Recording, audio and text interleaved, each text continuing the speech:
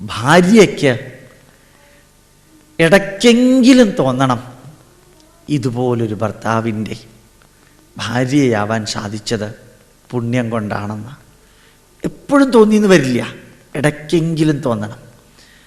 ഭർത്താവിന് തോന്നണം, ഇതുപോലൊരു ഭാര്യയെ കിട്ടിയത് ഈശ്വരൻ്റെ അനുഗ്രഹം കൊണ്ടാണ്. ആ തോന്നൽ ഭർത്താവിൽ ഉണ്ടാക്കിപ്പിക്കേണ്ടത് ഭാര്യയുടെ കർത്തവ്യം. ഭാര്യയിൽ തോന്നലുണ്ടാക്കേണ്ടത് ഭർത്താവിൻ്റെ ധർമ്മം.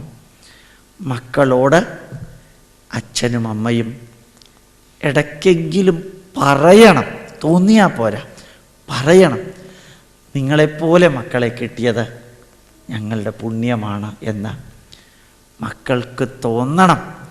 ഇതുപോലൊരു അച്ഛൻ്റെയും അമ്മയുടെയും മകളായി ജനിക്കാൻ സാധിച്ചത് ഭാഗ്യം കൊണ്ടാണ്. ഇത് നിങ്ങളുടെ ജീവിതത്തിൽ ഇന്നു മുതൽക്ക്